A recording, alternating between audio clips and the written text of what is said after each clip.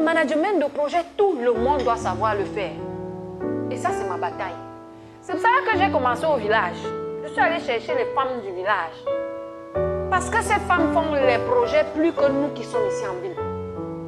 Au vu des différents challenges auxquels elles sont confrontées. Et donc, moi, je vais au village, je travaille avec les femmes, je leur enseigne le management de projet. Je n'utilise même pas les termes techniques, ça ne se fait même pas en français. On fait en français et on traduit dans leur langue. Donc, voilà ma bataille à moi, amener le management de projet jusqu'au niveau le plus bas. Elles ne vont pas faire le PMP parce que ça nécessite des diplômes universitaires et tout. Mais elles n'en ont pas besoin. Ce qu'elles veulent juste, c'est que leur petit argent de tontine, là, quand elles ont mangé ça en fin d'année, qu'elles lancent un petit projet et que ce projet porte et qu'elles deviennent autonomes financièrement, qu'elles dépendent de leur bon gars ou leur mari, qu'elles subviennent aux besoins de leurs enfants et qu'elles transforment leur environnement. Regardez la puissance du PMP. Lorsque je vais là-bas, elles ne me voient pas comme PMP. Elles me voient juste comme une femme qui est venue leur tendre la main. Cherchez donc en vous, ceux qui ont déjà le PMP, ce que le PMP a transformé en vous, la fin que le PMP a généré en vous. Et pour ceux qui n'ont pas encore le PMP là, allez le faire. Je ne sais pas ce que vous attendez. Hein? Malheureusement, on ne peut pas projeter. On vous aurait montré la demande du marché mondial. Le PMI publie un document qui s'appelle Pulse of Profession.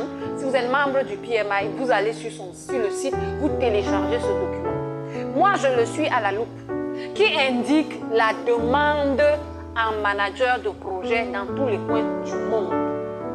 Vous n'allez pas trouver explicitement le Cameroun. Je ne sais pas pourquoi nous, on ne répond jamais. Mais il y a le Nigeria, c'est notre voisin. Si le Cameroun ne peut pas vous employer comme project manager, le Nigeria peut. Et vous n'êtes même pas obligé de vous déplacer. Donc, le PMP est précieux. Quand quelqu'un me contacte en me disant « Rési, je suis en train de perdre ma certification », je le gronde d'abord avant de l'aider. Parce que ça m'énerve, ça coûte cher, ça prend du temps, ça prend de l'énergie. Vous n'avez pas le droit de perdre ce sésame. Demandez à ceux qui ont l'immigration au Canada. Quel est le premier facteur d'intégration pour eux? C'est la certification là. D'ailleurs, peut-être Isidore va le confirmer ou me contredire. Beaucoup de personnes que nous formons ces dernières années, ce sont celles qui sont dans un processus d'immigration. Soit ils viennent d'avoir leur immigration et ils veulent le PMP pour entrer sur le territoire canadien avec ça, soit ils sont assez avancés dans leur processus et ils veulent la certification.